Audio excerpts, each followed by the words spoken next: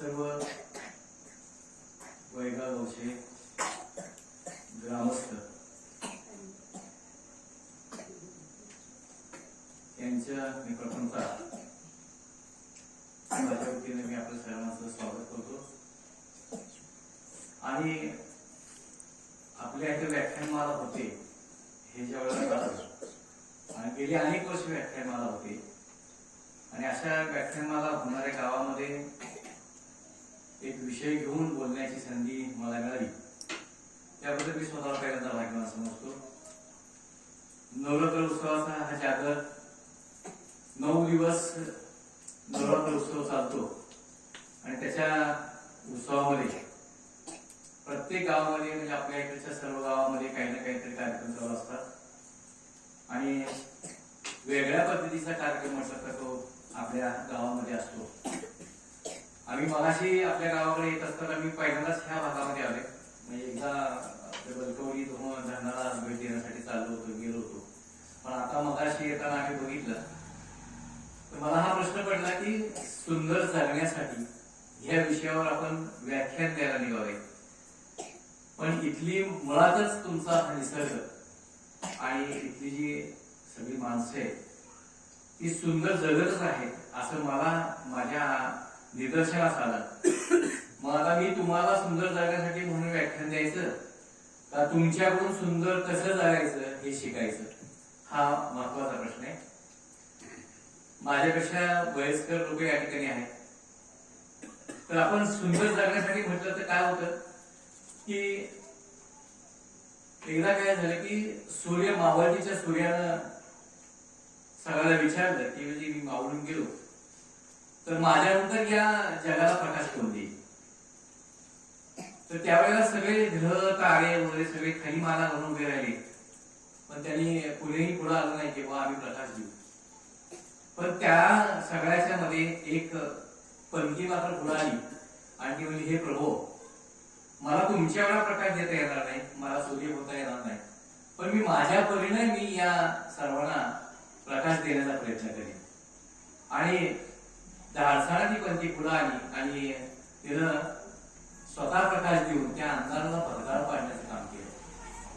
मला वाटतं की सूर्या इतकं जरी काम आपल्याला करता आलं नाही तरी पण पणती सारखं काम करून प्रकाश पाडण्याचं जे काम आहे ते खऱ्या अर्थानं आपण सर्वजण करत आहात कारण तुमचा जे काय काम आहे सूर्यासारखं करता येत नसलं तरी तुम्ही पणती सारखं ते काम करत आहात आणि हा जो काही प्रकाश पडत आहे आपल्या गावामध्ये की तुमच्या गावामध्ये जी काही व्याख्यानमाला होते किंवा विचारधारा जी काही जोपासली जाते मुळात तुमच्या गावाला एक वारकरी संप्रदायाची परंपरा आहे कारण बुवा वाडकर यांचं फार मोठी या गावाला नाव आहे आणि त्यांचं नुसतं नाव घेतलं तरी या गावाचं संस्कार करतात कारण एवढ्या पश्चिम भागातला अगदी टोकाचा असलेला माणूस पूर्व भागातल्या सगळ्या गावांचं नेतृत्व करतो आणि ते 1 ना 2 वर्ष म्हणजे जवळजवळ मला वाटतं 20 ते 25 वर्ष म्हणजे 20 वर्ष ते उपसभापती 5 वर्ष त्यांनी सभापती म्हणजे 25 वर्षाचा अखंड काळ त्यांनी ते त्या पदावर राहिले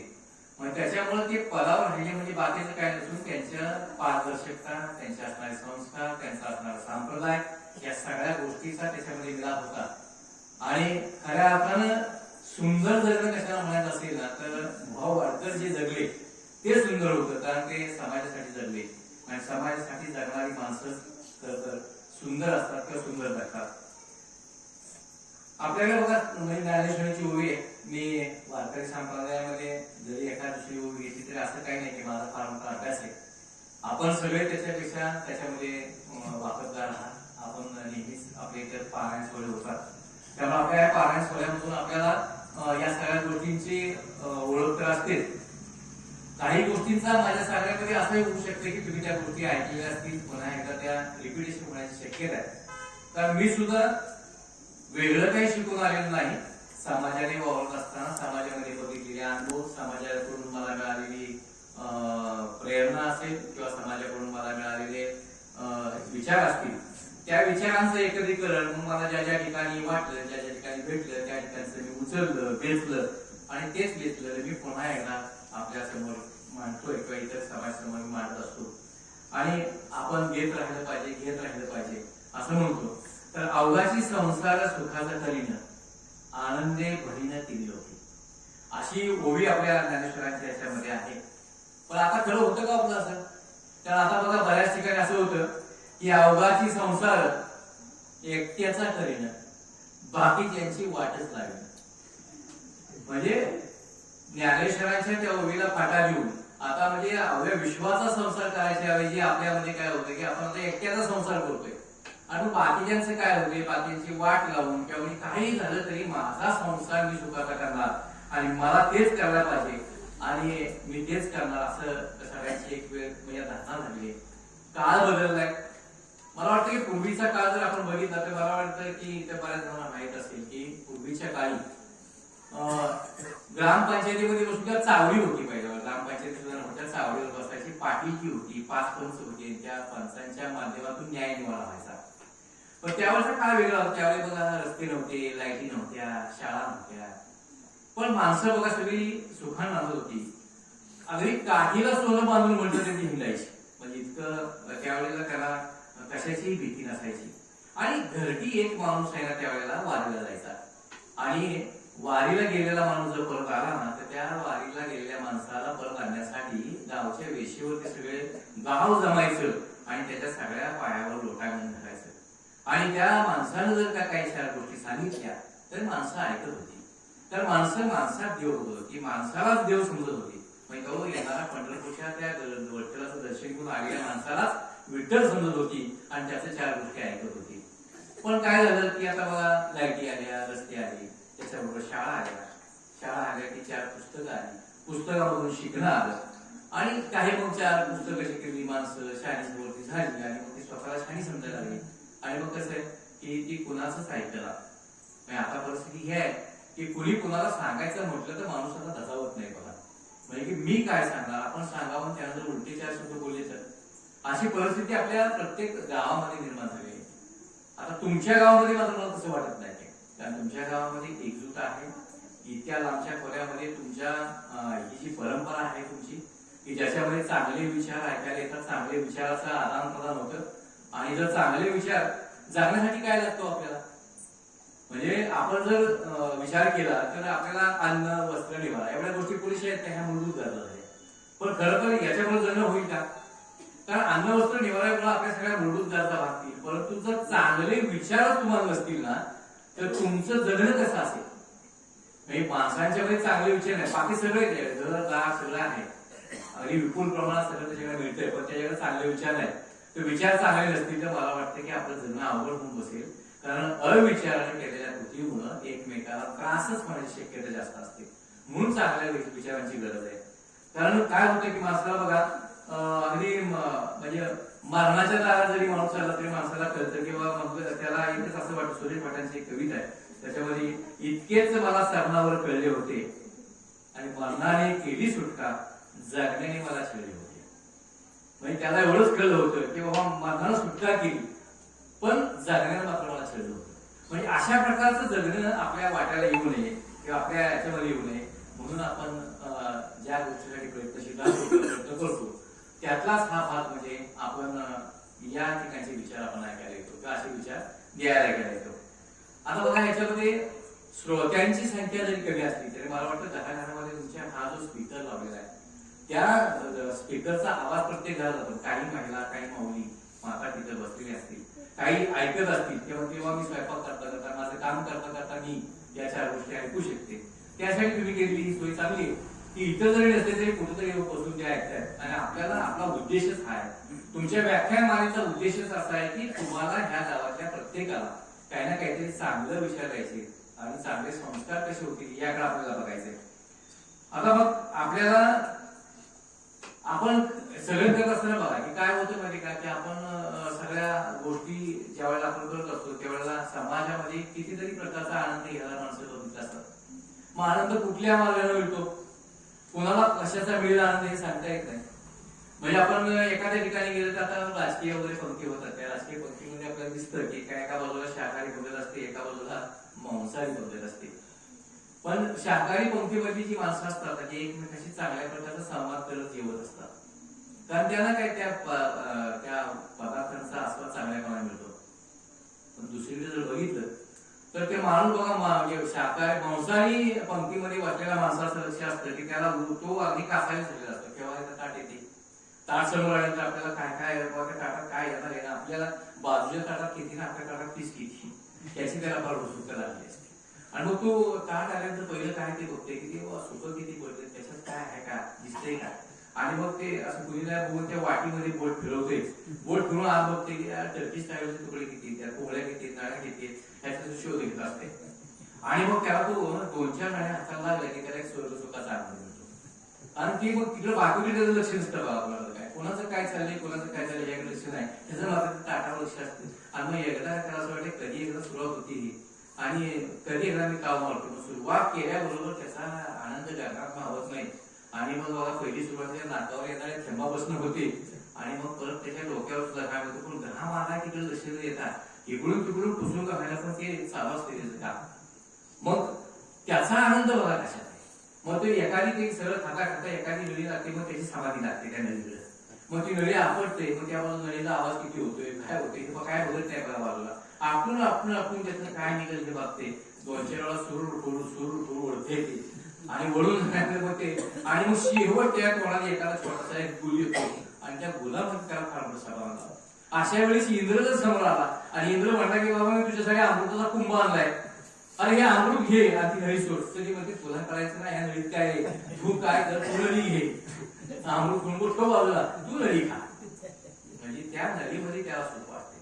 म्हणजे माणसाला जर त्याचा आहार विहार बदलला तर त्याचं सुख आणि समाधान कशामध्ये आहे हे आपल्याला दिसून येतं. विचारामुळे काय होतं, विचार बदलल्यामुळे काय होतं, ते एक छोटीशी गोष्ट आहे बघा. एक कुंभार असतो, आणि कुंभार चांगल्या प्रकारचा, चांगला अगदी कलाकुसर करणारा कुंभार असतो. म्हणजे मातीतून त्या चांगल्या प्रकारची अगदी डिझाईन असलेली म्हणजे नक्षीदार अशी चिलीम बनवत असतो. त्या चिलीम घ्यायला त्या आजूबाजूच्या पंचकृषीतून बऱ्याच लांबून माणसं येत असतात. शेवटी की जे बाजूला बसून जय भोलेनाथ म्हणणारी माणसं असतात, ती चिलीम घ्यायला घास येतात त्याच्याकडे, आणि ती चिलीम घेऊन जात असतात. त्यामुळे त्याला त्याचं चिलीम बनवण्यामध्ये फार मोठा त्याचा रस असतो. पण त्याला काही वेळाला वाटतं की चिलीम बनवतो काय तर लोकांमध्ये विचार येतो, आणि ते चिलीम फोडतो, ते पुन्हा माती करतो, आणि ती माती केल्यानंतर मग माती त्याला विचारते कुंभाराला, अरे बाबा तू मला चिलीम बनवलीस, तू मला का फोडलीस, परत तू ही का फोडलीस, मला पुन्हा माती केलीस. तर मला माझा विचार बदललाय.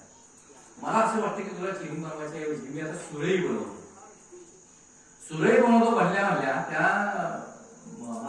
माती त्याला म्हणते, अरे म्हणजे किती तू चांगला विचार केलायस की तुझ्या डोक्यामध्ये आलेला विचार चिलीम बनवायचा सोडून तुला सुरई बनवणार आहे. पण तुझ्या ह्या विचारामुळे माझं जीवन बदलणार आहे.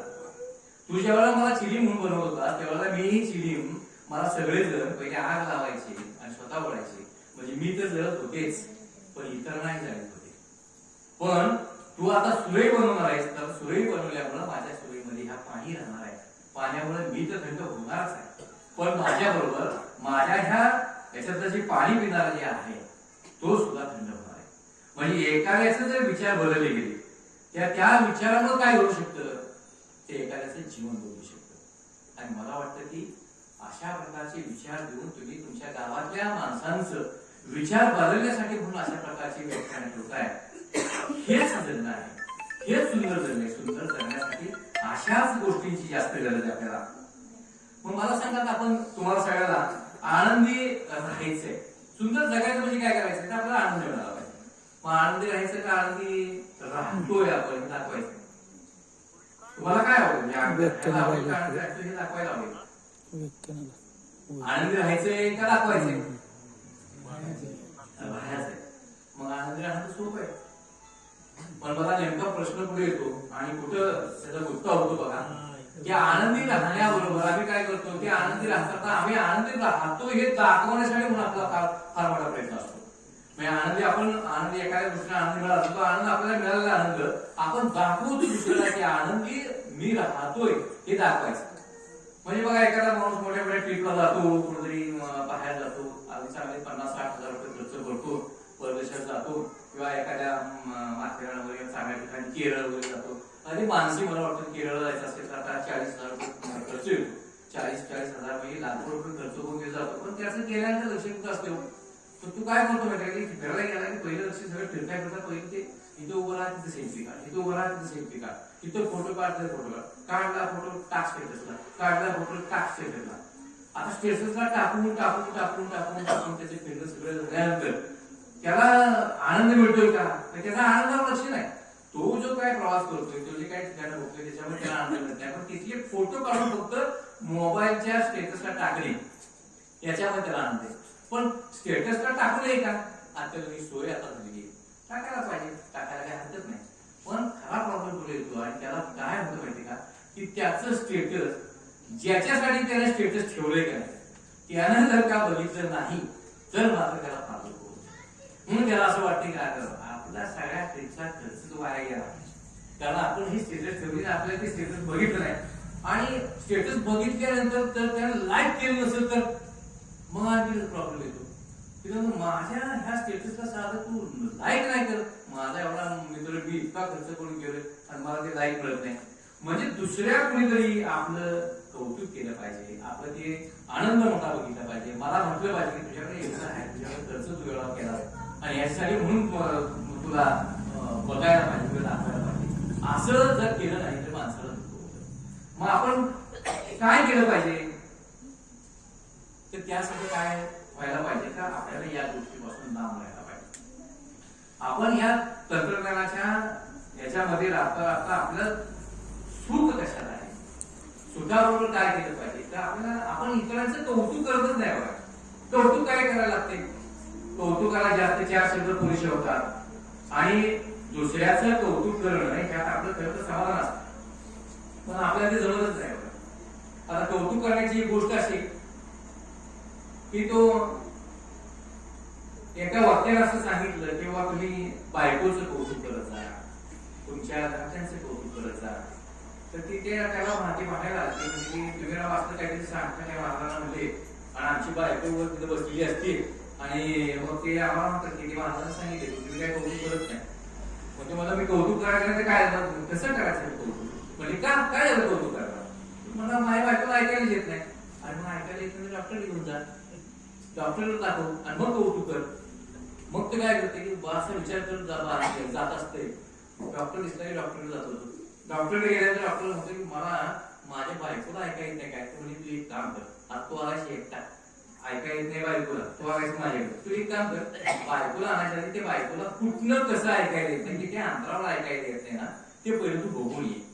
मग तो काय करतो, तो घरी येतो, दरवाजातून तो म्हणतो की बघूया आपण आता किती लांबचं त्या बायकोला आपल्या ऐकायला येत नाही.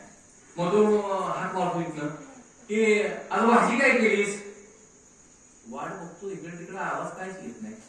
मग तो हात त्या दरवाज्यातनं हॉलच्या मधनं ज्या किचनच्या दरवाजा तिथे जातो आणि किचनच्या दरवाज्यातनं परत एकदा हात मारतो, अगं भाजी काय केलीस, पुन्हा काहीच कळत नाही. मग प्रसंग म्हणला बाब ही गंभीर आहे, किचनची ऍक्टिव्ह घेऊन जाऊन सुद्धा त्या माझ्या बायकोला ऐकायला येत नाही.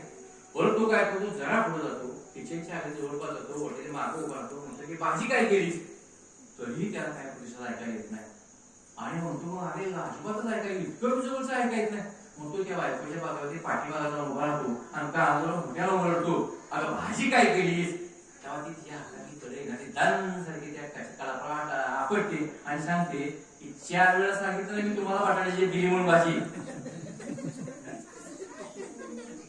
म्हणजे तुम्हाला लक्षात आला असेल आता की हे बायकोला ऐकायला येत नाही म्हणतो, गेली 20 वर्षे ह्याला ऐकायला येत. म्हणजे कौतुक करायला काय लागतंय किंवा कौतुक करायला काय पाहिजे, तर त्याला म्हणजे आपण हे कधी बघितलंच नाही किंवा खरं कुणाला काय ऐकायचं नाही. म्हणजे आपण लक्ष दिलं पाहिजे, कुठं लक्ष कशावर ठेवलं पाहिजे, आपल्या घरातल्या माणसाला कसं लक्ष ठेवलं पाहिजे किंवा घरातल्या माणसाला आपण काय म्हणून आपण त्याला ट्रीटमेंट दिली पाहिजे. नवरा बायकोचं नाते आहे, मग हे सुंदर झालं कसं होईल, त्याला जर हेच माहित नाही पडत की आपली बायकोला ऐकायला येत नाही का आपल्यालाच ऐकायला, मग या गोष्टी जर आपल्याला कळल्या नाही तर आपलं जगणं सुंदर होणारच नाही ना. मग जगणं सुंदर व्हायसाठी काय पाहिजे, तर संवाद पाहिजे, आपल्या घरातल्यांशी संवाद पाहिजे, नवरा बायकोचा संवाद पाहिजे, तो चांगला संवाद पाहिजे. आणि काय होतं माहितीये का की नवरा बायकोचं नातं इतकं घट्ट पाहिजे की आपल्याला जर यशवंतराव चव्हाण आणि वेणुताई यांचं उदाहरण जर आपण घेतलं तर यशवंतराव चव्हाण हे राजकीय आणि फार मोठ्या उच्च दर्जाचे नेते होते आणि त्यांच्यामध्ये एक त्यांना मूड होत नव्हतं. तर वेणूताईंनी त्यांना पत्र लिहिलं की समाधान की बाबा तुम्ही आता नेहमी दिल्ली वगैरे इकडे प्रवास असायचे त्यामुळे त्यांनी पत्र लिहून ठेवलं की आता आपलं एवढं वय झालं, आपल्याला आता म्हणजे मला मूड होत नाही आणि आता सिद्ध झालं, तर तुम्ही काय करायचं, तुम्ही दुसरं लग्न करा. त्यावेळी त्यांनी बायकोला उत्तर दिलं की वेणू, मी तू पाठवलेलं पत्र वाचलं, त्यातला मजकूरही वाचला, त्यातला आशयही बघितला, पण वेणू कसं आहे की मी ज्या दिवशी आपण लग्न केलं ना त्या दिवशी वेणूसाठी यशवंतराव आणि यशवंतरावसाठी वेणू हेच राखणार, पुन्हा मात्र मला असा सल्ला दिला. आणि मग ते घरी आले आणि मग घरी येऊन त्याची समजूत काढली की तू असं का म्हणजे म्हटलीस वगैरे. तुम्ही काय नाही, तो तुम्हाला जे पुत्र सुख मिळत नाही त्यासाठी म्हटले, पण असा विचार करू नकोस, आपल्या दोघांचे एकमेकांसोबत असणं हेच खरं सौख्य. म्हणजे पुत्रप्राप्ती होत नाही म्हणून आपण वेगळा विचार करायला पाहिजे, किंवा त्या साथीदाराला सोडून आपण वेगळा काहीतरी विचार करायला पाहिजे असं नाही. मग पण ते म्हटले की आता मी जरा नेहमीच ते बाहेर दुसऱ्या परदेशामध्ये प्रवासाला जायचे, दुसऱ्या राज्यामध्ये प्रवासाला जायचे, पण ते कधीच काय आणायचे नाही ते म्हणता. तेव्हा तिने म्हटले की आता मी आता माझ्या टूरवर जाणार आहे, तुला मी कधी काय आणलं नाही, मी येताना नेहमी पुस्तकच फक्त आणत असतो, तर मग तुला आता येताना काय आणू. तर मी तुझा एक फुलं आल्या आणि त्यांच्या हातावर हात ठेवला आणि त्या म्हटल्या बाकी काही नको, तुम्ही लवकर आणि सुखरूप परत या. म्हणजे अशा प्रकारचं त्यांचं नातं होतं. म्हणजे त्यांनी मला काय आणावं हे सांगितलं नाही, तर तुम्ही लवकर आणि सुखरूप परत यावं हीच माझी अपेक्षा आहे. म्हणजे त्यातच त्यांचं सुख आहे, त्यातच त्यांचं सुंदर जग आहे. म्हणजे अशा प्रकारेच जर आपण वागलो तर आपल्याला ह्या सुंदर जगण्यामध्ये आपल्याला जगणं होऊ शकतं. आपण कित्येक माणसं काम करतात आणि अगदी मरणाच्या दारापर्यंत जातात, त्यांच्याकडनं आपल्याला काहीच होत नाही. आणि मग एका बघा ह्यांच्यावर चांगलं वाक्य लिहिलेलं होतं, म्हणजे एका स्मशानभूमीमध्ये, मेरी मंजिल बस यही तक थी, मैंने यहाँ आते आते जिंदगी गुजारी. म्हणजे माझं मंजिल काय होतं, माझं शेवटचं ध्येय काय होतं, तर स्मशानभूमी होतं. पण मी स्मशानभूमीपर्यंत येता येता माझं सगळं जीवन मी जगलो, पण शेवट काय झाला तर माझी मंजिल एवढी. पण मी गुन्हागारांच एवढं काही जगलोय की माझ्या या स्वतःसाठी त्याची गरज नसताना सुद्धा मी बऱ्याच गोष्टी माझ्या जीवनामध्ये केल्या की ज्या मला करायला लागू नयेत त्या सुद्धा. आणि पूर्वीच्या काळचं जर उदाहरण घेतलं तर बघा, आता तुमच्या गावामध्ये तुम्हाला मला हे सांगणं कितपत रास्त आहे मला वाटत नाही, कारण अजूनही तुमच्या गावामध्ये ती तशीच घरं तशीच गोळं, पण आमच्या गावामध्ये मात्र फार बदल झाले.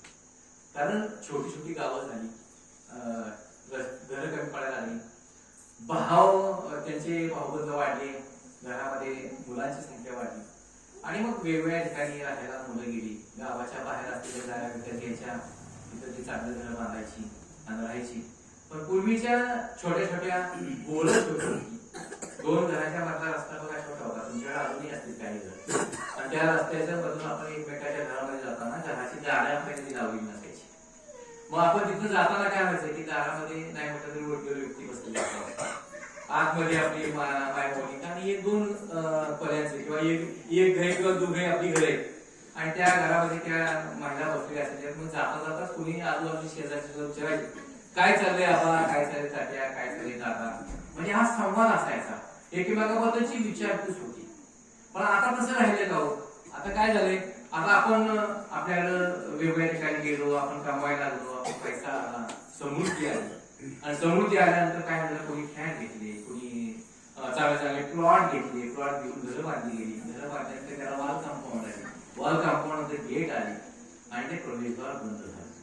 आणि मग त्या प्रवेशद्वाराच्या समोर आपला सख्खा जरी चालला असला तर तो विचार काय करतो की अरे आता आपण गेटवर जावं का, तो घरात असेल का, आणि आता मग ती झोपली असतील का, मग आपण कुणाबरोबर बोलणार, मग कशाला त्यांना त्रास द्यायचा. कारण आता एकमेकाला भेटणं किंवा एकमेकाशी बोलणं हा सुद्धा माणसाला असं वाटतं की त्यांना त्रास होईल का, आपण त्रास तर देत नाही ना.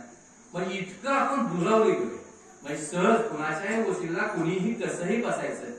त्यावेळेला आपल्या सारवलेल्या भुजा असायच्या, त्या भुजवर पटकन बसायची माणसं कुणाला असं वाटायचं नाही की माझी भुई खराब होईल, पण आता मात्र तसं नाही बघा.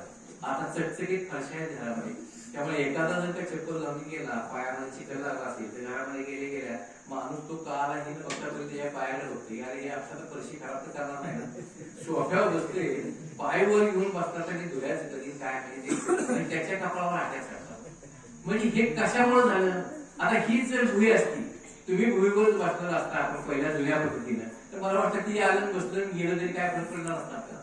पण आपण जी साधनं आणली ना, त्या चकचकीत साधनांच्या मुळे आपल्याला ती सारखी साधनं जपायसाठी, साधनं जपण्यासाठी आपण माणसं जपू शकत नाही आता.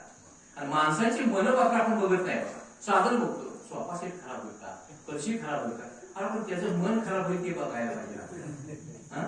म्हणजे आपण ते बघत नाही बघा. आणि हे प्रत्येकाच्या दारामध्ये आणि गेट लावलेलंच हो, म्हणजे आपण आपल्याला बंदिस्त करून घेतलं, पुरून घेतले. जुनी माणसं म्हणतात बघा, म्हणजे आपल्याला आता नवीन माणूस म्हणणार नाही, हे म्हणा की सगळे का बंदिस्त करून घेतले, काय छान मारले, 2 लाईटी बिटी लावल्या, लाईटीमध्ये मस्त बेटा रंग व्हायला गेलाय, सगळं काय केलं. पण आहे का समाधान त्या घरामध्ये इलमिन 4 माणसं, त्यातली 1-2 कामाला बाहेर गेली असतात. दिवसभर ती वाडा आली, ती बिचारी तर लुटून टाकलाय, ती फारशा पुसून टाकलाय, ती म्हणजे कशाला ह्या फारशा टाकल्या, म्हणजे त्याला ते कामच वाटले. पण शिवाय माणसं नाही, एवढ्या लांब गेट बद्दल कोण येणार आणि जायचं तर घरची म्हणा तुला काय उद्योग होणार आहे का, दुसऱ्या जाऊन बसतीस.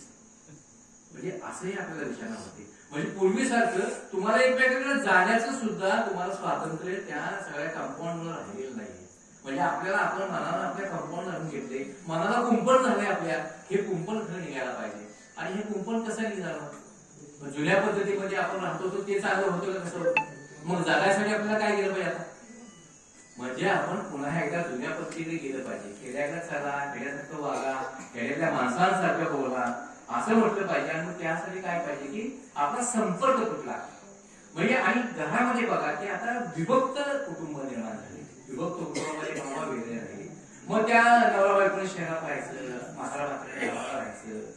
म्हणजे तो भाग वेगळाच आहे की त्याच्या वाटण्या वगैरे हे भाग आलेच आहे आणखी. ते तर दुःख फार मोठं आहेच आहे आपल्या समाजामध्ये. पण त्याच्यासोबत काय होतंय की तुम्हाला तुमच्या जे काही संस्कार मिळायचे, म्हणजे पूर्वीच्या काळी कसं होतं की बघा आजोबा वगैरे आपले सगळे घरात मध्ये असायचे. आपण बघा ताटावर होतो, ताटावर सांगायचं बाबा जेवतोय, ताटावरती पाणी करू. मग त्यावेळेला म्हणायचं पाणी पिऊन काय होते का, ताटाचा पदार्थ बनवणार आहे का, भाकरीची काही पोळी होणार आहे का, असे काहीतरी विचारतात. पण ते आजोबा सांगायचे अरे बाबा पदार्थ नाही बदलणार, पण त्या पदार्थाचा प्रसाद होतो. ताटावरती पाणी फिरवलं की त्या पदार्थाचा प्रसाद होतो. प्रसाद हा सात्विक असतो आणि प्रसाद सात्विक अन्न जसं आपण ग्रहण केलं तर आपले विचार सात्विक बनतात आणि आपल्यापासून कुठल्याही वाईट कृती, वाईट गोष्टी घडत नाही. म्हणजे आता हे जे शिक्षण मिळायचं, घरामध्ये मिळायचं की ते विद्यापीठ जे आहे, वृद्ध माणसांचं विद्यापीठ की त्यांनी त्याचं आयुष्य 60-70 वर्षाचा त्याचा जो काही अनुभव आहे, तो अनुभव सगळा एकत्र करून तो माणूस आपल्याला किंवा आपल्या त्या नातवाला आपल्या त्याला तो सांगत असतो आणि त्याचं शिक्षण देत असतो. पण बघा ते मिळते का आता मिळत नाही. म्हणून जगणं सुंदर कसं होणार? आपल्याला सुंदर जगासाठी काय पाहिजे तर ही जी माणसं ती जगली पाहिजे. मला सांगा की माणसं मगाशी सांगितलेल्या गोष्टीसाठी सूर्यासारखा प्रकाश देणारे आपले वृद्ध आईबाप नसतील, ती म्हाताऱ्यांनी जगत म्हातारी जरी असतील, घराच्या कोपऱ्यामध्ये असतील आणि त्या जुनाट वाकडेमध्ये जरी पडून राहत असतील तरी पण ती माणसं म्हणजे आपल्या देवाऱ्यावर तेवत असलेले निरंजनासारखे असतात.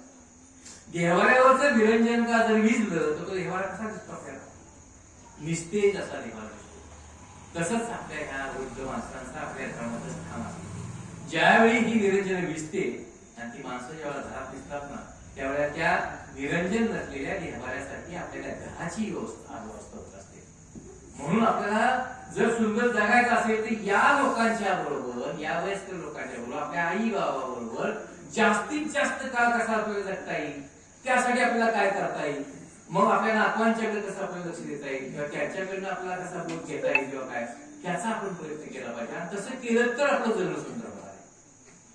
मी कोर्टात असताना बघा तुम्हाला म्हणजे मला म्हणजे कथा नाही ही सत्य घटना मी तुम्हाला सांगतो. शिक्षिका म्हणून रिटायर झालेली व्यक्ती, मी विधी सेवा प्राधिकरणाजवळ 5 वर्ष काम करत असताना विविध ठिकाणी शिबिरे घेतली, मेळावे घेतले आणि त्याच्यामध्ये ज्येष्ठ नागरिकांच्या ज्या समस्या असतात त्या ज्येष्ठ नागरिकांच्या समस्येवर आम्ही बरंच काम केलं आहे.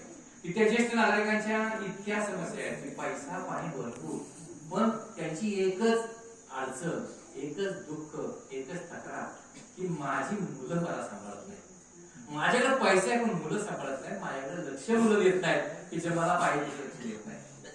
तर अशाच एक शिक्षिका गेल्या म्हणजे माझं 1 वर्ष झालं रिटायर होऊन त्याच्या आधीच्या वर्षामध्ये त्या आल्या आणि मला म्हणजे तुमचा मला सल्ला हवाय. तुम्ही ज्येष्ठ नागरिकांचं शिबिर घेतलं त्याच्यामध्ये आम्ही आलो होतो आणि त्या शिबिरामध्ये तुम्ही सांगितलं की आमच्या समस्या तुम्ही सोडू शकता. तर माझा मुलगा, मला एकुलता एक मुलगा आहे, सातारा MIDC मध्ये त्याचा बंगला आहे आणि माझं जे घर किंवा मी जे कर्मचारी असताना जे मी बांधलेलं आहे ते सातारच्या रायबार पेठेमध्ये मी चांगलं 2 मजली घर बांधलेलं आहे आणि त्या बिल्डिंग मध्ये जवळजवळ 6 खोल्या आहेत. 6 खोल्या बांधलेल्या आहेत. त्याचं भाडं मला चांगलं येतं, मला चांगल्या प्रकारची पेन्शन येते, मला राहायला छानपैकी एक 1 BHK सारखं घर मला राहायला आहे.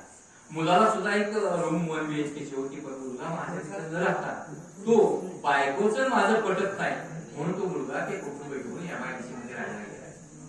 मी त्याला म्हटलं की माझ्या सोबत राहा, मला तुझं काही नको, तुम्हाला 1 रुपया सुद्धा देऊ नको, फक्त माझ्या सोबत राहा.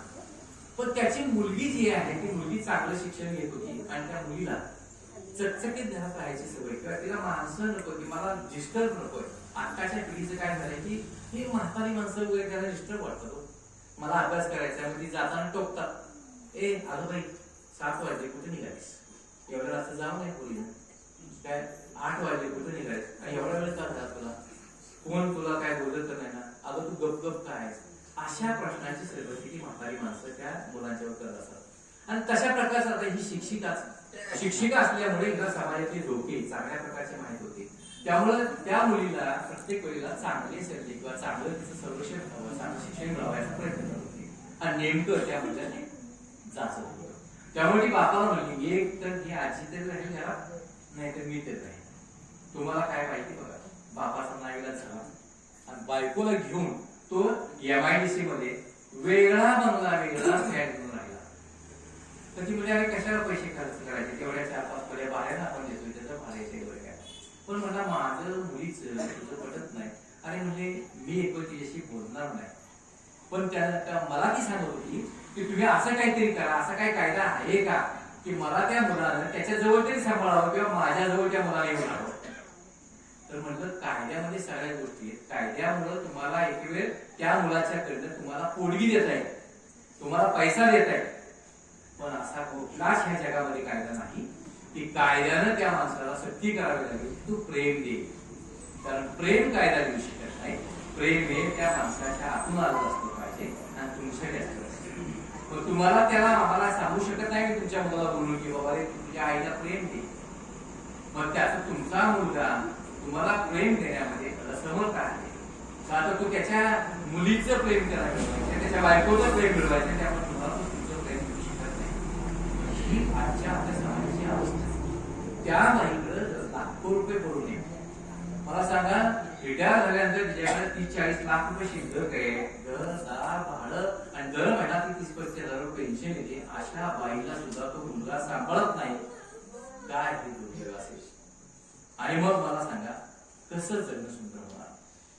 मग ते जगणं, त्या आईचं जगणं सुंदर होण्यासाठी त्या मुलानं तसं वागायला पाहिजे की.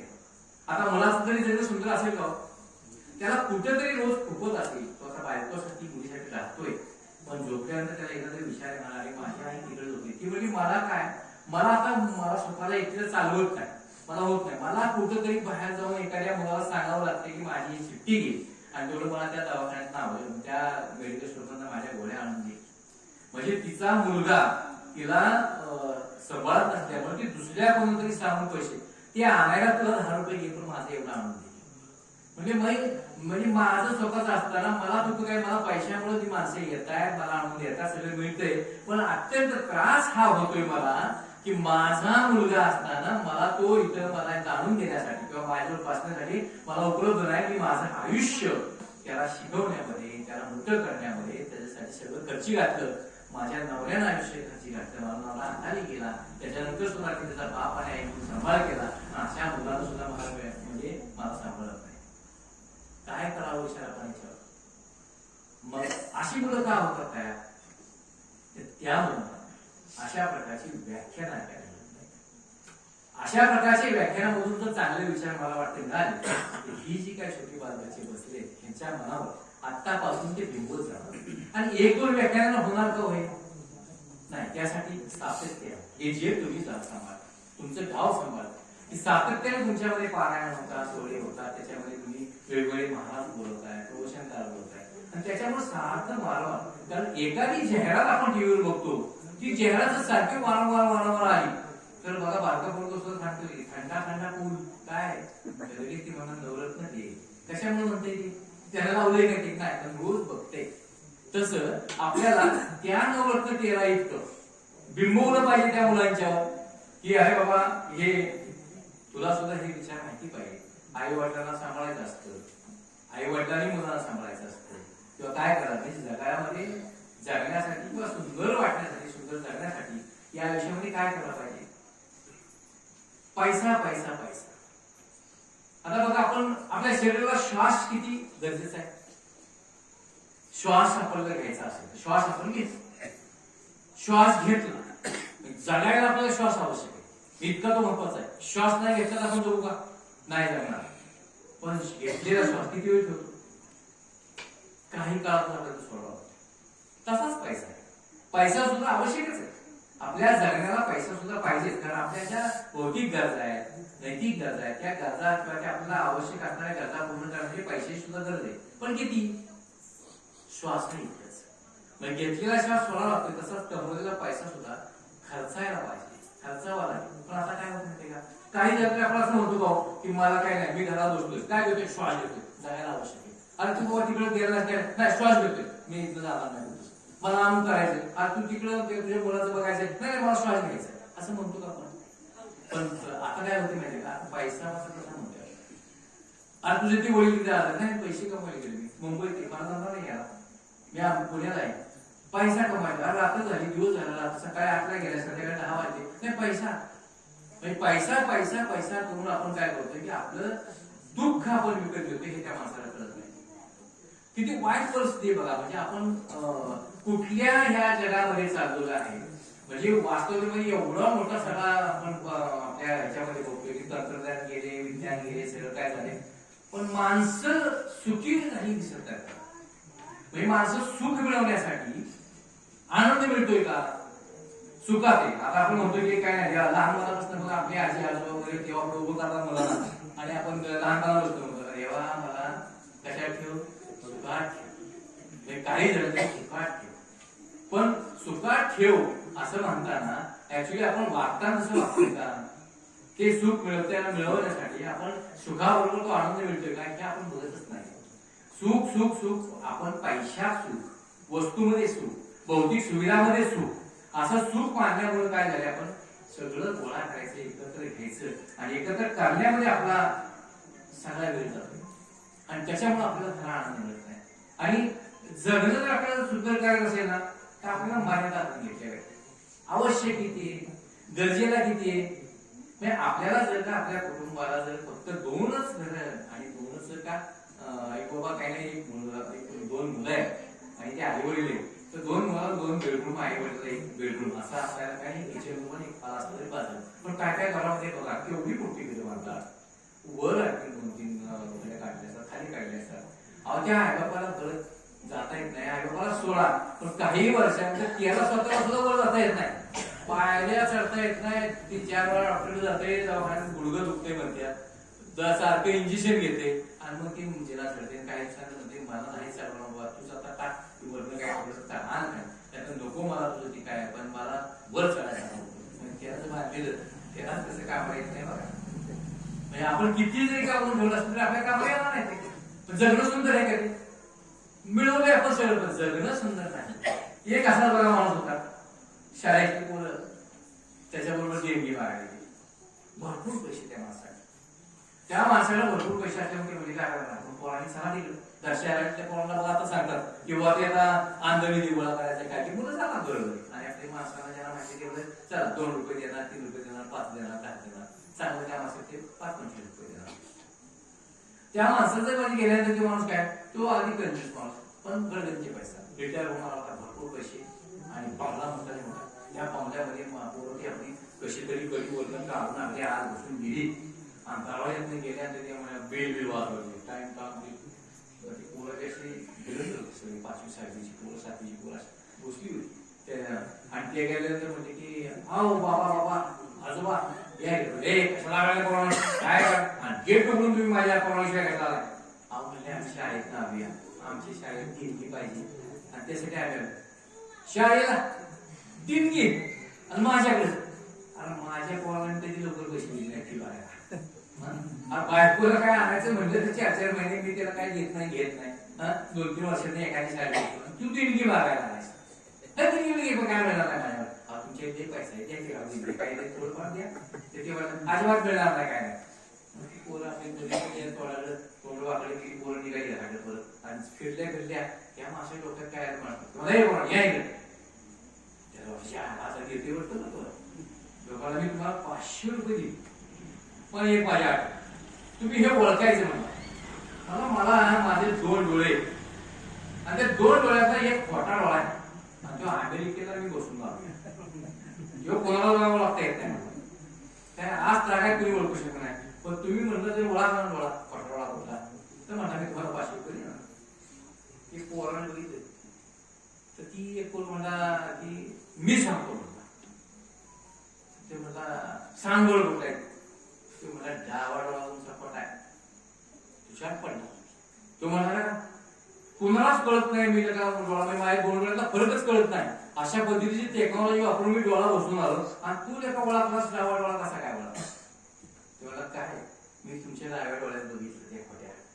त्याच्यात मला करुणा दिसली दया दिसली काय आणि त्यावरून मला वाटलं की ज्या डोळ्यात करुणा आहे दया आहे ते तुमचा डोळा खोटा असला पाहिजे कारण काय खऱ्या डोळ्यात तुमच्या ती करुणा दया असेल असं तुमच्या स्वभावावर वाटतं म्हणजे माणसाकडे पैसा आहे सगळं काय पण त्या लहान मुलांना बघा उत्तर कसं की बाबा रे तुझ्या त्या तुझे पैसे नकोच म्हणते आम्हाला पण ती तुझ्या स्वभावाला बघून वाटत नाही त्या खोट्या डोळ्यातच करून आहे म्हणजे माणूस बघा किती गोळा करतोय संचय संचय संचय पण संचय झाल्याने काय होते आपल्या बघा मोहीम येते अरे बाबाच्या टायर खासलं पाणी काढून टाका काय टाकून तर डेंगूच असतो लगेच डेंगू होतो संचय केल्यामुळे साचलं की डबक झालं की जंतू तसं होते माझं पैसा पैसा पैसा पैसा काढला की त्याचं सुद्धा डबकं होतं तुम्ही म्हणता डबकं कसं होणार ते काय पाणी आहे का डबकं विचारांचं होतं आणि त्याच्यावर त्याच्या ना त्याच्या भीतीचे सगळे जंतू निर्माण होतात त्याला असं वाटतं आपलं कोणी लुटून तर नेत नाही ना काय सारखे बघा त्याला ती भोंबाम भोंबाम सारखं काय आपलं गावलंय परड्यातनं काय गेलंय का त्यातनं कोण शिकलंय का इकडे कोण आले का मागं कोण आले का पुढं कोण आले का असं काहीतरी त्यासारखं टोचत मग ती असं त्याला झोपच लागत नाही म्हणजे त्याला काय करावं काय नाही सारखं सारखं वंचित वंचित वंचित ते काय असंच एक होतं त्याला संचय केला सगळं काय गेलं गोळा केला आणि काय गेलं सोन्याची बिटकी त्याच्या आजोबा पूर्वपासून सोन्याची बीट त्या आली पण तो ना सोन्याची बीट काढायची नाही तो मला आता पूर्व परंपरा बीट आली सोन्याची मग ते काय करायचं दरवारी उठायचं उकरायचं बीट उकरायची बघायची हाय परत झाकायची हे उद्योग त्याचा कायमचा म्हणजे वर्षानुवर्ष त्याचं हेच दर रविवारी उठायचं उकरायची बघायची परत ठेवायची हाय सोन्याची बीट खर्चायचं नाही काय होते घरात जाणं नसतं चालतंय दुसरीकडे मागून पीठ आणणार पण हीच सोडायची जाऊ द्यायची नाही त्याला नका लावायचा नाही आणि जे दिवस रविवारचं उठलं बघितलं परंपार पाहिलेली ही सांभाळलेली आपली बीट चुरीला गेली तसंच पळत गेले पोलीस स्टेशनला आणि पोलिसांना म्हणले हो माझी चोरी झाली काय चोरी झाली काय म्हणजे माझी सोन्याची चोरी गेली तुझी खकडे लागता बघून तू वाटत का तुझ्या सोन्याची इट असेल नाही मी ती दाखवतच नव्हतो कोणाला कुठे होती घरात मला कोरली होती मग ती कस तुला काय माहिती मग कोरली तू का बघितली नाही म्हणत दर रविवारी मी बघायचो कोकरू ह्या रविवारी बघितली तेव्हा नाही तेव्हा मी आली माझी चोरली गेली मग तुझं कामच हे होईल दर रविवारी उकरायची बघायचं परत दाखवून ठेवायचं बरं म्हणजे जा तुझी इट तुला मिळणार म्हणजे ये उद्या म्हणजे तुला इट देतो एवढ्या दिवसाची इथे तुझ्या सापडणार ती बी आपलं आनंद याला ईट सापडा पोलीस हुशार म्हणणार म्हणजे लगेच कळवेच आहे की ईट शोधणार त्या आरोग्याला बघणार मिळणार ती गेलं आणि दुसऱ्या दिवशी परत पोलीस स्टेशनला गेली. सापडली का माझी तर म्हणजे सापडली. त्याने काढली पिशवी पोलिसांनी दिली वीट बघतोय दगडाची. ते म्हणे दगडाची माझी सोन्याची ईट होती. काय तुला फरक पडतो म्हणजे सोन्याची असली काय दगडाची असते काय तुला काय घरी जायचंय तुला जायचंय उकरायचंय परत बघायला ठेवायचं सोन्याचे असो त्या दगडाचे असो. म्हणजे आपण कमवलेल्या संपत्तीचा जर विनियोग केला नाही तर त्याचं रूपांतर काय आहे दगडात आहे. म्हणजे त्याला काही फायदा होत नाही. पण आपल्याला तो संचय करण्याचा मात्र आपल्याला नेहमी सवय लागली असते. आपल्या आता बघा देवाणघेवाण संपते आपल्यातलं तुमच्याकडे अजून चालू नसेल पण आता आमच्या त्यांच्या मला सांगितल्याप्रमाणे गेट कंपाऊंड होतं. त्या कंपाऊंड मध्ये पहिलं दार उघडून परत गेटचं उघडून कोण काय काय कालवण्याची वाटे दुसऱ्याचे गेट बंद उघडून त्या दाराचे कोण देईल असं मला वाटत नाही. पहिलं म्हणजे कसं होतं दररोज म्हाताऱ्या वयाला इथं जर माता असतील माझ्या आजी असतील त्याला माहित असेल बघा वयस्कर लोक बसले दररोज बघा आपल्या घरातलं केलेलं कोरड्यास कालवण काय असेल तर वाटीत सुका असू तर पातळ असो त्याला मागितलं असू तर जे आवायच्या त्या टायमाच्या त्याच्या घरी ती वाटी पोचवायला गेली म्हणजे आमचं एवढी म्हणतात. म्हणजे त्यांच्या ह्या देवाणी घेवाणीमुळे बघा एका घरात एक एक भाजी होत असून सुद्धा माणसं मात्र 2-2, 4-4 भाज्या खायची. कशामुळे खायची एकमेकाला देवाणघेवाण करण्यावर.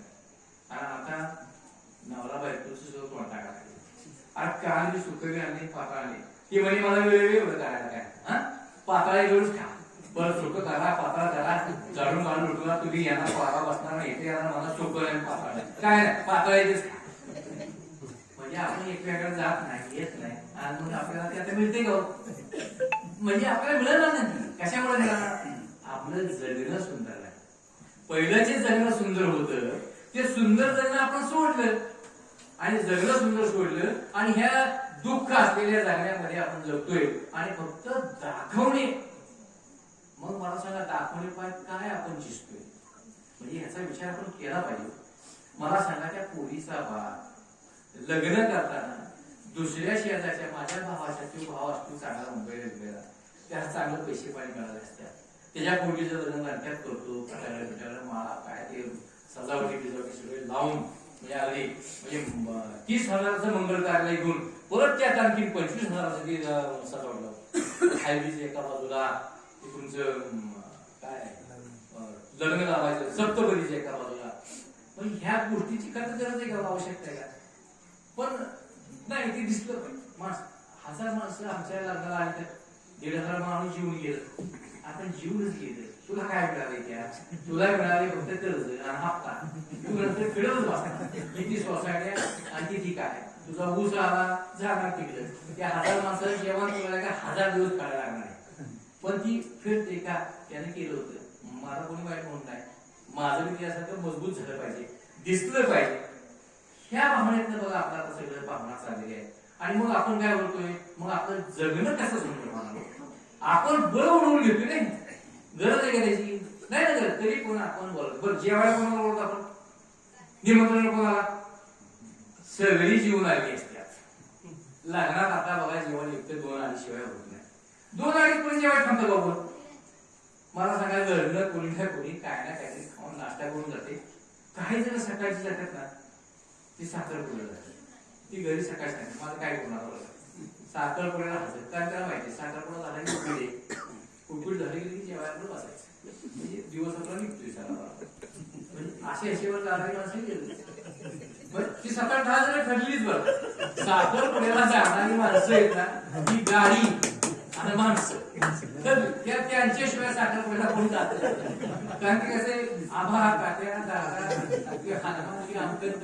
बोळा ती ठरवलं असते मग त्यांच्याशिवाय ती पुढे जाणार नाही थोडी पुढे जाणार पाडणार नाही काय नाही त्यांचा उद्योग असतो. म्हणजे प्रतिष्ठा कशा आहे आपण जातोय काय आणि काय काय टोपी नाही मिळाली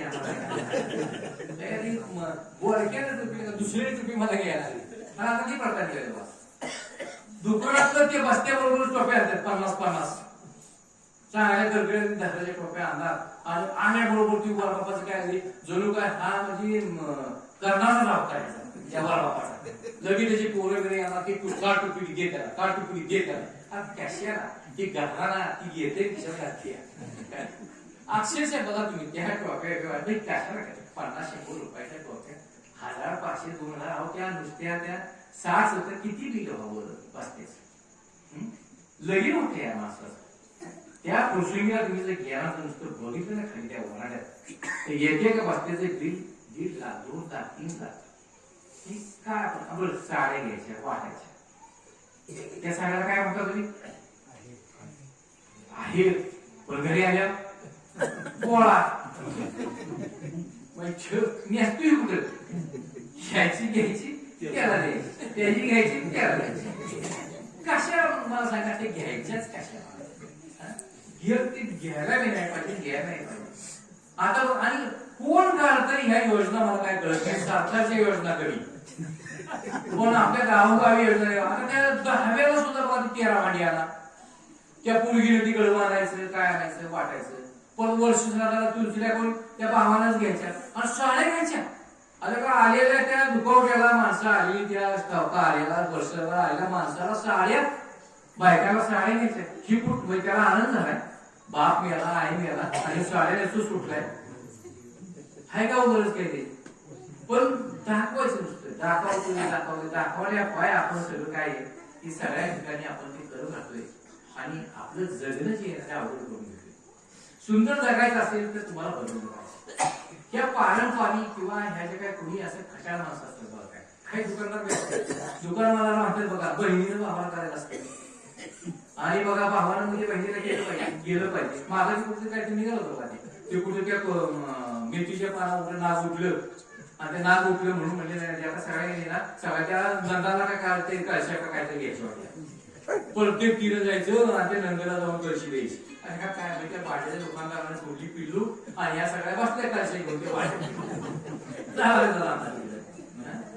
आणि मग नंतर आणखी मला नंतर रागवत मग काय करायचं मग 4 पैसे जास्त टाकायचे ताब्याची घ्यायची ती घासणं काय केलं घासून घासून पण तिला द्यायची म्हणजे आपण त्या ह्या ज्या परंपरा ज्या आहेत आपण दिलं पाहिजे घेतलं पाहिजे पण त्याला ज्याला गरज आहे त्याला दिलं पाहिजे देणाराने देत जावे घेणाराने घेत जावे घेता घेता एक दिवस देणाराचे हात गेला म्हणजे हात तोडून घ्यायचं तर ते देणाराचा जो द्यायचा तुमचा गुण आहे तो घ्यावा कारण काय होते बघा ही जी कविता म्हटली सगळ्यातून घ्यावं निसर्ग काय करतोय बघा हिरव्या टोळ्या माळा तोडली हिरवी टोळी शाल येणे सह्याद्रीच्या कड्या तोडली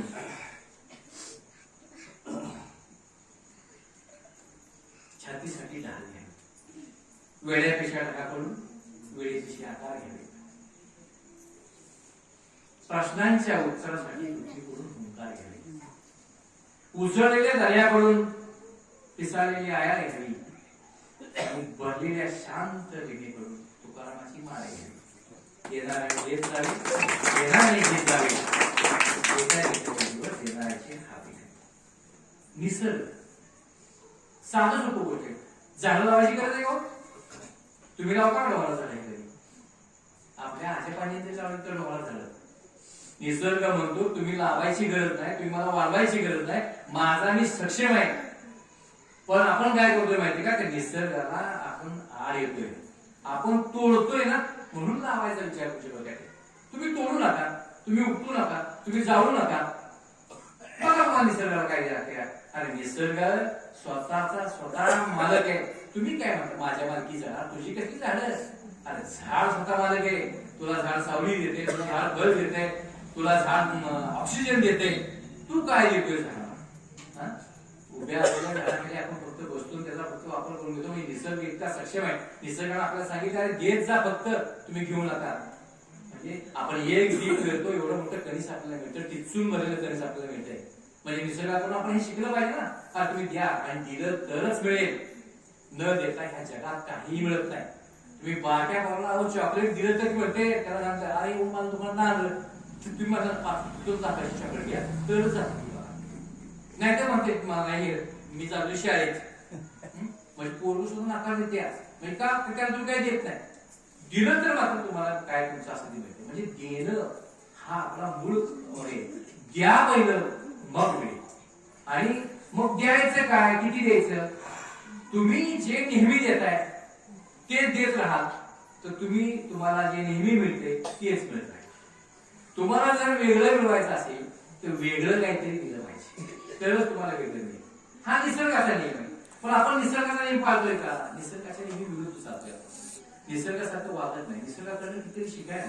निसर्ग सुंदर जर बघायला असेल तर निसर्गाकडे बघा. एक माती, त्या मातीतून उगवणारी फुलं किती किती वेगवेगळी आहेत. म्हणजे माती काळी, माती तीच, पण त्या मातीच्या शेजारी शेजारी कितीतरी आपण फुलं झाडावर लावतोय. जाईचं फुल, कोंबड्याचं फुल, तुमच्या गुलाबाचं फुल, अरे त्याचे रंग वेगळे आहेत, रूप वेगळे आहेत, त्याचे वास वेगळे आहेत. त्या मातीत तर कितीतरी आपल्याला मिळते की ते कोण निर्माण करू शकतो. माती, आपण मातीतले जे घटक आहेत ते घटक तुम्हाला निर्माण करता येतील का? आपल्या पाण्यामध्ये जे घटक आहेत, आता नवीन निघाले बघा, पाण्यावरची शेती निघाली, हे नुसत्या पाण्यातच ते लावतात. म्हणजे पाईप मध्ये पाणी टाकायचं आणि त्या पाण्यामध्येच ते रोपं लावायचे, ते ब्रॉकली वगैरे निघाले. आणि ते नवीन आपण खातो का, ते ब्रोकली वगैरे कसे स्प्रे असतात. म्हणजे आपली मेथीची पेटी काल सुटली असते ना, आता मारली की टाळकन एखादं म्हणजे वासरू उठावं अशी ती मेथी उठती आणि तसतशीच होती एक पेटी. मग घरी जाऊन खाते माणूस आणि ठोकते रात्र. म्हणजे आता असं निघाले आपण. म्हणजे त्या निसर्गाचं जे ओरिजिनल मूळ रूप आहे ते मूळ रूप राहिलं नाही. आणि मूळ रूपामध्ये जे जगणं होतं, ते मूळ रूपामध्ये जी सुंदरता आहे ती सुंदरता आपल्याला आता मिळत नाही. त्यामुळे आता आपण काय केलं पाहिजे तर मूळ रूप परत निर्माण करण्याचा प्रयत्न केला. मूळ गोष्टी ज्या आपल्या आहेत, मग त्या आपल्याला परंपरेने आलेल्या गोष्टी असतात किंवा आपल्याला आपल्या गावानं दिलेल्या असतात, निसर्गाने दिलेल्या असतात, ते त्या निसर्गाने दिलेल्यासारख्या आपल्याला त्या मिळाल्या पाहिजे. पण कसं मिळणार आपल्याला ते? आता कसं मिळू शकतं? कारण बघा आता कविता आहे, ये रे ये रे तुला देतो पैसा झाला, पाऊस आला, ये गे ग तुझे बडके, सहल आली मडके गेले. किती हुशार मिळेल म्हणजे ते पाठ आहे. आता हे का म्हणायचं? आपले आजोबा पंजोबा हे आपल्याला गेले पावसा म्हणा, पोरानं म्हणा, का म्हणा आपण निसर्गाला सांगतोय अरे भाई हे पावसा ये पाऊस आला तर आमचं हे सगळं कुटुंब वाढणार आहे, पिकं वाढणार आहे, काय वाढणार आहे. आणि मग त्याच्यामुळे काय होणार आहे तर ते आम्हाला पाणी मिळेल, आम्हाला खेळायला मिळेल, म्हणजे आमचं सगळं काय जीवन त्याच्यावर चालणार आहे. म्हणून ये रे पावसा, की आपण त्याची प्रार्थना केली पाहिजे, म्हटलं पाहिजे म्हणून ये रे पावसा. आता पोरांना आपण काय करतोय, टाय बूट वगैरे घालून मस्त पैकी ज्ञानदीप इंग्लिश मिडियम स्कूल मध्ये पोरं जातात. आणि मग तिथे गेल्या ती बाई काय सांगते, रेन गोवा काय करायचं, त्याला पहिल्या दिवशी शिकवलं जाते. आपण म्हणतो ये रे पावसा, आपलं जुनं शिक्षण. आता नवीन शिक्षणामध्ये ही कविता नाहीये, रेन गोवावे पावसा पावसा जा. मला सांगा बॉम्बेला कुटुंब कशी आपली जगायची आणि पोरांना कसं कळायचं पावसा येईल. म्हणजे आपण काय देतोय मुलांना, मग जगणं आपण या मुलांचं सुंदर करतोय का? त्या मुलांना शिक्षण द्यायचं, चांगलं शिक्षण दिलं पाहिजे, इंग्रजी दिलं पाहिजे, पण गरज किती आहे त्याची, आवश्यकता किती आहे? मातृभाषेतून दिलेलं शिक्षण हे खरं शिक्षण आहे. कारण इंग्रजीचं शिक्षण हे जरी गरजेनुसार त्याला पुढच्या टप्प्यामध्ये आवश्यक असलं तरी पण त्याला जे मूळ बेसिक ज्याला म्हणतो आपण, बेसिक त्याचे ज्ञान. कारण इंग्रजी भाषा येणं म्हणजे ज्ञान वाढणं नव्हे, आणि इंग्रजी भाषा आली की तो हुशार झाला, ज्ञान मिळालं असं आहे का? मग कसं असतं तर अमेरिकेमध्ये, इंग्लंडमध्ये इंग्रजी बोलणारी माणसं स्त्रीसाठी करतात का? की त्यांना दुसरीकडे नोकरीला लागत नाही. मग इंग्रजी बोलता येते म्हणून ज्ञान आहे का त्यांना? फक्त भाषा आली ती, पण नॉलेज आहे का? नॉलेज असतं तर त्यांनी मग आपल्या इकडचे इंजिनियर, आपल्यापेक्षा आयटी इंजिनियर कोण तिकडे काय गेली असती, तिकडे जाऊन त्यांनी तंत्रज्ञान येऊ शकत. आपल्यापेक्षा डॉक्टर तिकडे जातात का? तर आपल्याकडच्या माणसाला ज्ञान आहे, नॉलेज. आणि हे नॉलेज कशातून मिळते तर तुम्ही बारकाईने बघितलं असेल तर आपली मराठी माध्यमातून घेतलेली मुलं आता IAS IPS सांगतो परीक्षेमध्ये तुम्ही जर बघितला रेशो तर सगळी मुलं ही जिल्हा परिषद शाळा, मराठी शाळा, मातृभाषेचं शिक्षण त्याच्यामधून पुढे गेलेली मुलं पुढे जाऊन त्रास होतो त्यांना ते मिळवायला, इंग्रजी शिकायला त्रास होतो. मी म्हणतो ओघळ धोबळ ते शिकली पण त्यांना काही फरक पडत नाही. त्यांना कळते ना समोरचा काय बोललाय, समोरचं काय लिहिलंय की कधी वाचायला त्याला आलंय अगदी उच्चार तसाच केला पाहिजे असं का अमेरिकेसारखा उच्चार केला पाहिजे असं बोललं पाहिजे का साधं म्हटलं तरी त्याला कळते की व्हॉट इज युअर नेम त्याला कळलंय मला नाव विचारलं म्हणजे गरज किती आपल्याला बघा तेवढीच आहे ना तेवढीच पूर्ण केली उगाच विनाकारण त्याला आपण कुठेतरी चांगलं चांगलं चांगलं म्हणून घेण्याचा प्रयत्न करतो पण काय होतं त्याला चांगलं मिळत नाही हो आपण चांगलं द्यायला जातोय चांगलं खायला घालायचं म्हणून आता पगार निघाले बघा आपण हॉटेलला जातो सुंदर पैकी हॉटेलमध्ये जातो ह्या हॉटेल चांगलं मिळतं त्या हॉटेल चांगलं बायको पोरं घेऊन ती गाडी घेऊन जाते जेवायला हॉटेलला आणि तिथे गेल्या होते ते चुलीवली भाकरी घरी चूल नाही का तिथे जाऊन चुलीवली भाकरी मागतात आणि खातात तर किती आपण हुशार आहे बरं चांगलं काय असं एक ते पातेलं गिरवीचं केलेलं असते काय गिरवी म्हणतो मी ग्रेव्ही म्हणतात इंग्लिश मध्ये गिरवी कारण त्यात कांदा बिंदा दगडू तीळ गिळ सगळं त्या टाकायचं ह्यात घालून राट्टा मारला असतो त्याला चांगलं घट्ट केलेलं असते वरनं तेल सोडलेलं असते लाल गुंद ते लाल गुंद होते ते त्या जी बेडगी मिरचीची पावडर टाकलेली असते त्याच्यात आणि शिवाय तो कलर थोडासा रोखतोय ह्याचा काय आणि तिथे 2 ग्रेव्ही केली असतात आपण जाऊन तिथे काय म्हणतो काजू मसाला पनीर मसाला हे काय करते ग्रेव्ही तेच 10-5 काजू घेते त्यात टाकते आणला 4-5 पनीरचा तुकडा त्यात टाकला तुम्ही बघा चव त्या ग्रेव्हीची चव एकच तुम्ही मटण मागवलं मसाला मटण मागवलं त्याच ग्रेव्ही घालते सोडते म्हणजे आपण बघतच नाहीये आपण काय चटपटीत लागते आणि मग अशी सारखी सारखी चटपटीत खाणारी माणसांचं काय होत नाही का काय दिवसात त्याला मग जळजळ करायला लागते मळमळ करायला लागते मधनात घाम सुटतो काय छातीत चापटा मारत्या मग तो पळतो डॉक्टरकडे आणि डॉक्टर म्हणतात अरे रक्ताची तपासणी करून लिपिड प्रोफाईल केली पाहिजे सगळ्या तपासणी केल्या पाहिजे आणि त्या केल्या त्याचं कोलेस्ट्रॉल वाढलं असते कारण तिळाचं काय इतकं त्याला खाल्लेलं असते त्या नसा आपल्या किती नाजूक त्या नाजूक ह्याच्याचं तिळाचं तेल ती ग्रेव्ही ती सगळं जाऊन बसलं इतके येते मग ते ब्लॉकेज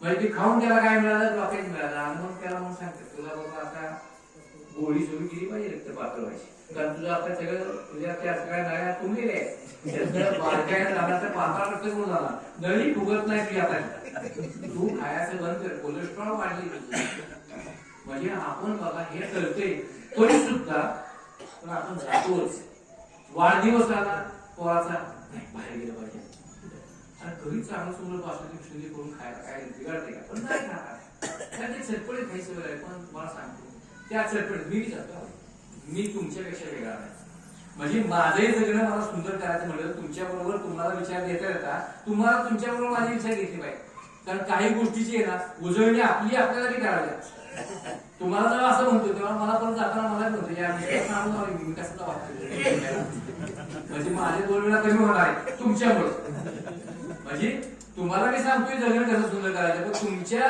सांगण्याबरोबर माझंही जगणं सुंदर होणार आहे तर मला फायदा आहे तुम्हाला जगणं सुंदर करता तर आपण त्या हॉटेलला जाणं किंवा अक्षरशः धक्कादायक गोष्ट तुम्हाला सांगतो परवा म्हणजे आधी 8 दिवस झाले ना 8 दिवस झाले त्याला डायबिटीज काय आता डायबिटीज काय ना अनुवंशिक आजार असू नये पण आजार असला तर सगळ्यांनी आपली काळजी घेतली पाहिजे त्या आजाराचं व्यवस्थित निराकरण केलं पाहिजे त्या आजारासाठी असणारी पथ्य केली पाहिजे पण होतं काय म्हणतात बाबा डायबिटीजचं आपल्याला निदान होतं परंतु त्याचा त्रास काय होत नाही माझे वडील सुद्धा डायबिटीज घे 20 वर्ष त्यांना पण व्हायचं कसं माहितीये बघा मी माणसाची म्हणत मला जरी झालं मी तेच करणार पण मला सुद्धा तसं वाटतं कारण माणूस आहे स्वाभाविक आहे आपण एवढी वर्ष खाल्लेलं असतं आणि मग ते अचानकपणे सोडायला लागलं म्हणजे फार मोठं ते धाडस आहे तर माझ्या वडिलांना 20 वर्ष असलं की मग वडील काय करते माहिती का आम्ही त्यांना पळते अजिबात खायचं मग त्याला चहा पोहाला बिना साखरेची चहा मग ते म्हणा गोड लागत त्या येणार काय मग त्या डबी मिरची साखरच्या गोळ्याची साखरी ती गोळी एक टाकली कपात ती गोड लागते ती काही ती माझ्या शेवट करू लागते मला ते इलाज नाही का ते औषध आहे तुम्ही जर का चांगलं गोळा केलं तर लवकर तुमचं महिने खराब आहे मग असं करतो काय दिवाळी आली म्हणजे 8 दिवस मला अजिबात कुणी काय बोलायचं नाही मी वर्षभर पाळतोय ना मग 8 दिवस दिवाळी आली काय म्हणायचं याला काय त्याची इच्छा आहे मारावं तर किती त्यांची इच्छा मारावी तरी किती, त्या माणसाच्या इच्छेला म्हणजे त्याला तृप्तपणा म्हणतो. आणि तृप्त नसेल तर जगणं सुंदर आहे का?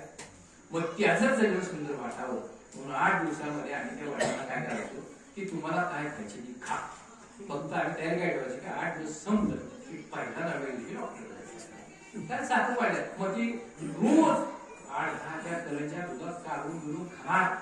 जेवताना लाडू सकाळच्या जेवणाबरोबर तिखट पदार्थाबरोबर पाहिजे ते कलेचं लाडू खाणार. आवडायचं जास्त खायचं खाऊन द्यायचं. आणि मग नव्या दिवशी गेले की मग सांगायचं 450 शुगर 450 घ्या इन्शुलिन. मग इन्शुलिन द्यायचं 4-5 दिवसांनी इन्शुलिन कमी आणायची. मग गोळ्या आपल्या नेहमीच्या सारख्या. म्हणजे असं घडते. मग याला जरा सुंदर गावून म्हणजे आपण एवढं कमवायचं करायचं आपलं ध्येयामध्ये आपल्याला इतर काही भौतिक सुविधा बरोबर आपलं आरोग्य किती महत्वाचं आहे. आरोग्य जपलं पाहिजे. तुम्हाला माहिती जगणं सुंदर करायचं असेल तर पैसा पाणी भौतिक सुविधा याच्यापेक्षा पहिलं काय जपलं पाहिजे? आरोग्य. आरोग्याला जर कंटेन करा तुम्ही रोज व्यायाम करता. आता वयस्कर माणसं एवढी उठले आंघोळ केली तरी अजून सुद्धा पाय पडतात तिकडून तिकडून. आणि आता आपण झोपून पायवर या नको कसं आपलं आरोग्य म्हणजे सुंदर जगणं म्हणजे आपल्याला ते व्यायाम सगळं सांगितलंय आपल्याला सांगते तरी ऐकत नाही आपण करत नाही. आपण उदाहरण सांगताना राहिलो की 10 ते 12 दिवसापूर्वीची गोष्ट आहे. शेगाव होती आमच्या.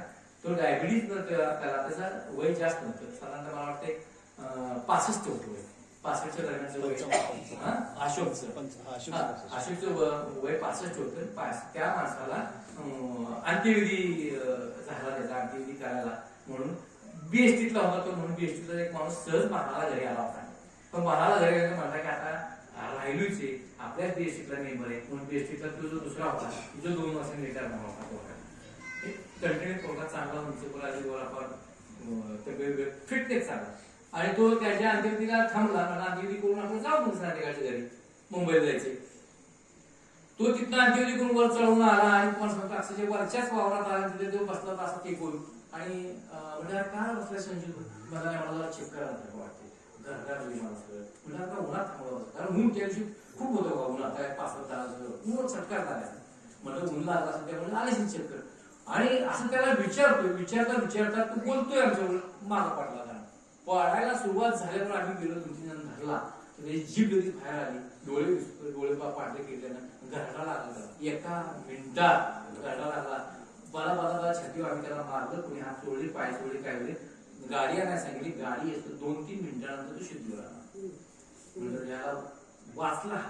त्याला लगेच त्याच्या घरच्याला बोलवलं गाडीत घातला. चालून मी दिला नाही गाडीत घातला आणि त्याला लगेच व्हायला नेला. पण तुम्हाला सांगतो गावापासून 6 किलोमीटर तो गेला. पुन्हा दुसरा अटॅक आला. ओझरडी गावामध्ये पोहोचला. ओझरडी गावामध्ये पुन्हा अटॅक आला. पुन्हा सगळं झालं आणि तिथेच थंड झालं. मला सांगा काय आयुष्य काय म्हणजे सगळं मुलगा काय सगळं काय म्हणजे कुटुंब सगळं झालं. पण त्याला काय त्याला जगलं काय अजून रिटायर व्हायचं आहे. आणि माणूस म्हणतो की रिटायर झाल्यावर मग जरा आराम करीन फिरायला जाईल मग माझी इच्छा आकांक्षा पूर्ण करीन. झाल्या का त्याच्यात कशामुळे झाली म्हणजे आपल्या जगणं सुंदर नव्हतं त्याचं. त्याला जे काय गेलं ते जगणं सुंदर झाला नव्हता कारण तो रोज काय नाही करायचं. त्याला अल्कोहोलचा सवय होती. दारू घ्यायचा त्यात मग पार्ट्या व्हायच्या. परत त्याला तंबाखू वगैरे हे व्यसनच होतं. आणि व्यसन कशासाठी बरं व्यसन का लागतात की माणसाला अतिरिक्त काम करण्यामुळे त्या कामाचा सीन घालण्यासाठी म्हणून व्यसनांच्या माणूस वळतो आणि ते व्यसन करतो. त्याला वाटतं तंबाखूचा पार भरून मी जरा गेलो मग 2 तास बघा काय नाही काम घेतून खाटा खाऊन होती. पण ती खाटा खांदच ती तंबाखू चढायला या सगळं सुरू. आणि माणसं काय म्हणतात माहिती का की 25 वर्ष तंबाखू करते मी काय पण नेमकं काय होतं की जेव्हा लागण होती तेव्हा 26 वर्षी एकाच वर्षात सगळं होतं. मग त्याचं ती कायमची हनवट्या दळवटे काळ लागतात किंवा काय लागतात. म्हणजे त्याला कळतं की आपण सुंदर जगलो का तंबाखू खाली व्यसन केलं मुळात जागताना सुंदर जगलो ना तर पुढचं जीवन सुंदर होणार आहे ना. तर तसं होत नाही कारण की माणसांना सांगितलेलं पडत नाही ऐकत नाही. म्हणजे अशा लोकांना आपलं जे जीवन आहे ते आपण सुंदर जगत नाही आणि तेच जगलं पाहिजे. मग आता हे सांगायची गोष्ट आहे का मला सांगा स्वतःच माझा आरोग्य कोणी जपायचं बायकोला सांगायचं का ती काय सांगणार फक्त तुम्ही लई चेक आहे काय तुम्हाला डायबिटीस सांगितलं डॉक्टरना तुम्ही पिऊ नका किंवा तुला काय करते गप आणि ते गप आताच मी दमून आलो पुढे ती म्हणते मला काय करायचं मी सांगून ऐकणार काय करायचं माझं गुरु तुला निवडून निवडून आणणार आणि परत तुझं कुठं ऐकून घ्यायचं त्या ऐकण्यापेक्षा आपल्याला घेत गप कारण हे चहा पितोय खाते बाहेर जाते वाटेवर करत म्हणजे त्याचं जीवन तेव्हा सुंदर करत नाहीये. आता मला सांगा की आपल्या ह्या सगळ्यामध्ये मुलांना जसं हे आपल्याकडनं ज्ञान मिळतं म्हणजे मुलाला काय दिलं पाहिजे आपल्याला दृष्टी मिळाली पाहिजे. जगणं सुंदर कसं होणार तर दृष्टी मिळाली पाहिजे. मग दृष्टी कशी मिळणार हो मग ती दृष्टी कशातून मिळणार. रणांगणामध्ये श्रीकृष्ण अर्जुनाला संदेश देत होता गीता सांगत होता आणि त्या रणांगणामध्ये तू या तुझ्या भावांच्या बरोबर का लढावस कशासाठी लढावस तुझं योग्य कसं आहे अयोग्य कसं आहे हे सांगण्यासाठी म्हणून तो संदेश करत होता. आणि संदेश करण्याच्या ओघामध्ये अचानक त्या अर्जुनाला आठवतं त्यानं अर्जुन म्हणतो कृष्णा मला तुझं विश्वरूप दाखव. आणि कृष्ण त्या बोलण्याच्या ओघामध्ये विसरून गेला की अरे विश्वरूप मला बघ अर्जुना विश्वरूप सुद्धा बघ. कारण श्रीकृष्ण एका सांगण्याच्या मोहामध्ये होता आणि तो त्याला काहीतरी द्यायचं होतं आणि ते देण्यासाठी म्हणून त्याचे सगळे प्रयत्न झाले होते. कारण ह्याला या ठिकाणी दिलं नाही तर ह्याला कधीच मिळणार नाही म्हणून तो देत होता. आणि त्याच्यामध्ये सांगत होता की बघ विश्वरूप दिसतंय का तुला विश्वरूप. त्यानंतर अर्जुन म्हणला अरे तू विश्वरूप दाखवतोय मला दिसत नाही ते विश्वरूप कसं बघायचं त्याची दृष्टी तुम्हाला दिसायची. अरे म्हणा अर्जुना मी विसरून गेलो या तुझ्या सांगण्याच्या मोहामध्ये विसरून गेलो मी तुला बघण्याची दृष्टी दिली नाही. आणि मग भगवान श्रीकृष्ण त्याला दृष्टी देतात आणि दृष्टी दिल्याचं सांगतात आता बघ विश्वरूप आणि दृष्टी दिल्याचं ते विश्वरूप दिसत. म्हणजे दृष्टी दिल्याशिवाय विश्वरूप दिसणार का विश्वरूप दिसू शकत नाही.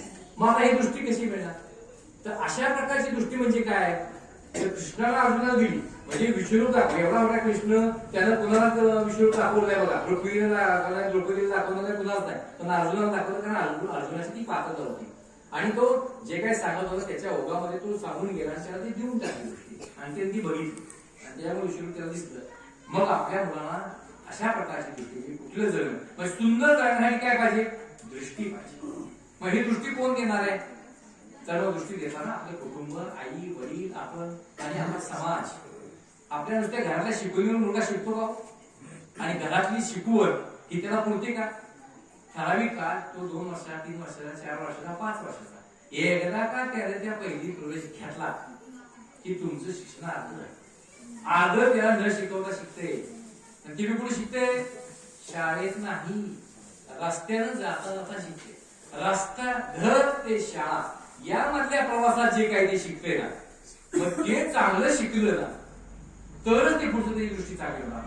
मग हे कुठल्या गावामध्ये होऊ शकतो घर ते शाळा या दरम्यानच्या रस्त्यामध्ये त्या मुलांना चांगलं शिक्षण कुठल्या गावात मिळेल ते ज्या गावामध्ये असे पारायण सुरू होतात ज्या गावामध्ये असे व्याख्यान होतात त्या गावच्या फक्त मुलांना